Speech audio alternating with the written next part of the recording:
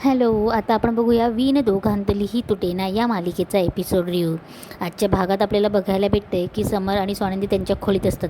समर पूर्ण टेन्शनमध्ये असतो. तेव्हा स्वानंदी त्याला त्याच्याशी बोलण्याचा प्रयत्न करत असते. राजवाडे, तुम्हाला काही हवं आहे का? तेव्हा समर बोलतो की नको आहे मला काही. तेव्हा स्वानंदी बोलते की राजवाडे, तुम्ही थकले आहेत, तुम्ही थोडा आराम करा ना. तेव्हा तुम्हाला काही हवं आहे का? काय करू मी तुमच्यासाठी? तेव्हा समर बोलतो की आता काय विचारतायत स्वानंदी मॅडम, आता बोलण्याची परमिशन पण घ्यावं लागते का तुम्हाला? आणि जेव्हा बोलायचं तेव्हा बोलल्याने आता बोलून काय फायदा आहे? तेव्हा तेव्हा समरला चिंगीबद्दल वाईट वाटत असतं. तेव्हा तो विचारत असतो की कसं काय झालं असेल त्या पोरीसोबत. तेव्हा स्वानंदी झालेला सगळा प्रकार सांगते. तेव्हा चिंगी पायऱ्यांवरनं उतरत असते. पायऱ्यांवर तेल सांडलेलं असतं. जसं की अंशुमनने, अर्पिता आणि मल्लिकाने आजीला पायऱ्यांवरनं तेल टाकून पाडलेलं असतं. तसंच त्यांनी चिंगीसाठी प्लॅन केलेला असतो. चिंगी पायऱ्यांवरनं उतरत असते आणि उतरत असतानाच ती पायऱ्यांवरनं घसरून पडते. घसरून पडल्यावर तिच्या लक्षात येतं आणि जोरजोरात ती ओरडायला लागते, माझं बाळ, माझं बाळ. तेव्हा स्टाफ मेंबर एक येते आणि पटकन चिंगीला बघते आणि ती सगळ्यांना आवाज येते. तेव्हा स्वानंदी पटकन येते, सगळे येतात. तेव्हा चिंदी पूर्णपणे बेशुद्ध अवस्थेत असते. तेव्हा अर्पिता बोलते की अरे बापरे, काय झालं आहे? आणि मग आता चिंगीचं बाळ. तेव्हा स्वानंदी पटकन चिंगीला उचलते आणि दवाखान्यात घेऊन जाते. चिंगीला दवाखान्यात घेऊन गेल्यावर ती डॉक्टरांना झालेला प्रकार सगळं सांगते. तेव्हा स्वानंदी चिंगीसोबतच असते. तेव्हा समरही इकडे तिचं कौतुक करत असतो आणि तिला म्हणत असतो की बरं झालं स्वानंदी मॅडम की तुम्ही चिंगीसोबत होतात, पण चिंगीसोबत खूप वाईट घडलं. तेव्हा स्वानंदी सांगते की जेव्हा मी डॉक्टरांना विचारलं की चिंगी कशी आहे, तेव्हा डॉक्टरांनी सरळ सांगितलं की अशा कंडिशनला स्पायनल कॉर्डवर त्रास होण्याचा प्रयत्न होतो, पण नाही, पेशंट व्यवस्थित आहे. तेव्हा स्वानंदी बोलते आणि तिचं बाळ. तेव्हा डॉक्टर बोलतात की सॉरी मॅडम, आम्ही ते नाही वाचवू शकलो. जेव्हा डॉक्टर सॉरी सांगतात की आम्ही बाळ वाचू शकलो नाही, तेव्हा स्वानंदीला खूप मोठा टास्क असतो की चिंगीला सांगायचं. स्वानंदी चिंगीला समजवण्याचा प्रयत्न करते. तेव्हा चिंगी विचारते की माझं बाळ. तेव्हा स्वानंदी बोलते की तुझ्याशी डॉक्टर बोलणार आहे बाळा, तू टेन्शन नको घेऊ, असं तसं. तेव्हा चिंगीला कळतं की तिचं बाळ नाही आहे म्हणून. तेव्हा चिंगी थोडीशी रडते आणि सावध होते. तेव्हा स्वानंदी बोलते की आता तुला काळजी घ्यायची आहे, तब्येत जपायची आहे. तेव्हा चिंगी बोलते की माझं एक काम कराल. तेव्हा स्वानंदी बोलते की बोल. तेव्हा चिंगी बोलते की माझ्यासाठी एक काम कराल, मला त्या घरात बिलकुल यायचे नाही, मला इच्छा नाही आहे, मला दुसरं काम पाहून टाका म्हणून. तेव्हा सगळं हे स्वानंदी समरला सांगत असते की त्या अवस्थेत मी तिला ठेवणारच नव्हती आणि तिच्यासाठी हे सगळं कठीण होतं आणि ह्या घरी राहणं तर नाहीच नाही आणि तिने मला बोलूनही दाखवलं होतं. तेव्हा स्वानंदी समरला सांगत असते की या सगळ्यांमध्ये मला सगळ्यात आधी ज्यांचं डोळ्यासमोर चित्र आलं ते आनंददादा आणि निकिताताई. तेव्हा स्वानंदी सगळं झालेला प्रकार समरला सांगत असते की तिने निकिताला फोन केला आणि निकिताला सांगत असते. तेव्हा निकिता बोलते की काय गं, कसं आहे, चिंगीची तब्येत वगैरे कशी, सगळं निकिता विचारपूस करत असते. तेवढ्यात स्वानंदी बोलते की ताई, तुम्हाला एक विचारू का? मला असं वाटतं आहे की काही दिवसांसाठी चिंगी तुमच्याकडे राहिले तर चालेल का? तिला इथे नको राहायचं आहे म्हणून. तेव्हा ती विचारत असते की ती कामही करेल आणि तिला म्हणजे तुम्ही काम सांगा, ती काम करेल असं म्हणून, आणि तुमचंही लक्ष राहील आणि मला आणि राजवाड्यांना पण काळजी राहणार नाही म्हणून. तेव्हा स्वानंदी फिरून त्या मुद्द्यावर येत असते की राहू शकते का ती तुमच्याजवळ? तेव्हा निकिता डायरेक्ट स्वानंदीला बोलते की अगं तू विचारतेस काय, तुझे विचार खूप पटलेत मला. आणि निकिता परमिशनही देते आणि ती बोलते की काम वगैरे नाही. तेव्हा स्वानंदी बोलते की थोडं सांगा तुम्ही तिला काम. तेव्हा निकिता बोलते की नाही बरं थोडं सांगेल, पण तिला अगदी लहान बहिणीप्रमाणे सांभाळेल मी. तेव्हा स्वानंदी बोलते की माझी काळजीच भेटली. तेव्हा स्वानंदीच्या डोळ्यातही पाणी येतं. तेव्हा स्वानंदी म्हणत असते की तिच्या शिक्षणाची सगळी जबाबदारी मी घेतली आहे आणि ती अभ्यासही करेल. तेव्हा निकिता बोलते की तू काळजी नको करू. तेव्हा स्वानंदी बोलते की कसं थँक्यू बोलू मी तुम्हाला? तेव्हा निकिता बोलते की अगं थँक्यू म्हणायची गरजच काय आहे, आपण तिचं आयुष्य मार्गी लावण्यासाठी मदत करतो, त्यात थँक्यू बोलण्याचं काहीही गरज नाही आहे. ती राहील व्यवस्थित आणि सांभाळेल मी तिला म्हणून निकिता गुड नाईट म्हणून फोन ठेवते. तेव्हा स्वानंदी समरला सांगत असते की राजवाडे खूप मिस केलं त्या काळात मी तुम्हाला, पण काय करणार ना. तेव्हा समरही बोलतो की सॉरी स्वानंदी मॅडम, मी यायला हवं होतं, मी पाहिजेच होतो, आणि मी आलो असतो ना तर मी अंशुमनला त्या मिनिटाला शिक्षा केली असं, त्याला घराबाहेर काढलं असतं.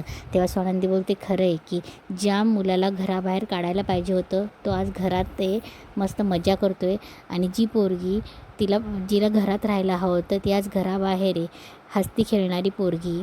तेव्हा स्वानंदी सांगते की स्वानंदी पुढचं सांगते की कशी चिंगी निकिताच्या घरी गेली म्हणून. तेव्हा सकाळी सकाळी निकिता येते आणि बोलते की आजी कुठे आहे चिंगी. तेव्हा आजी तिला बोलत असते की थँक्यू हां. तेव्हा निकिता बोलते की आजी काय थँक्यू लावलं आहे तू आणि स्वानंदी सारखं थँक्यू बोलताय. तेव्हा आजी बोलते की तसं नाही गं, पण थोडं अपराधीसारखं वाटतं आहे ना म्हणून, बस बाकी काही नाही. तेव्हा निकिता बोलते की तू काही काळजी करू नको, मी चिंगीला व्यवस्थित सांभाळेन. कुठेही चिंगी. तेवढ्यात स्वानंदी चिंगीला घेऊन येते. तेव्हा निकिता बोलते की काय चिंगी झाली तयारी. तेवढ्यात चिंगी हसते आणि बोलते की हो. तेव्हा चिंगी जायला लागणार तेवढ्याच मल्लिका आणि अर्पिता येते. तेव्हा मल्लिका बोलते की काय चिंगी झाली तयारी, कुठे गावी चाललीस का. बरं झालं बाई तू गावी निघून चाललीस, सुशला किती ऑकवर्ड फील झालं असतं ना. तेव्हा अर्पिता बोलते की मम्मा गावाकडे कुठे इथे इथे इथे तिला श्रीमंत मुलं भेटणार आहे. तेव्हा मल्लिकाही बोलते की हो ना बाई, आता जरा नीट राहा आणि कोणाला फसवायचं काम करायचं नाही म्हणून व्यवस्थित राहा आणि सगळ्या गोष्टींकडे नीट लक्ष दे. तेव्हा आजीही बोलते की अर्पिता आणि मल्लिका. तेव्हा मल्लिका बोलते की अहो आई, मी फक्त सांगते की तिने कसं राहायचं कसं नाही ते. तेव्हा स्वानंदी बोलते की अर्पिताताई, चिंगी मुंबई सोडून कुठेही नाही चालली, ती इथेच निकिताताईंकडे शिफ्ट होते आणि तिथे राहून ती अभ्यासही करणार आहे आणि पुढचं शिक्षण कंटिन्यू करणार आहे. तेव्हा स्वानंदी बोलते की तुम्ही किती वाईट वागलायत चिंगीशी आणि त्याचा सगळा हिशोब वरती होणार आहे. तेव्हा मल्लिका हसत असते. तेव्हा चिंगी बोलते की बरं नमस्कार करते. निकिताही बोलते की चला.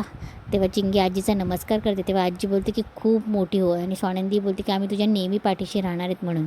तेव्हा निकिता चिंगीला घेऊन जाते. तेव्हा स्वानंदी राजवाड्यांना सांगत असते की असं सगळं काही प्रकार झाला.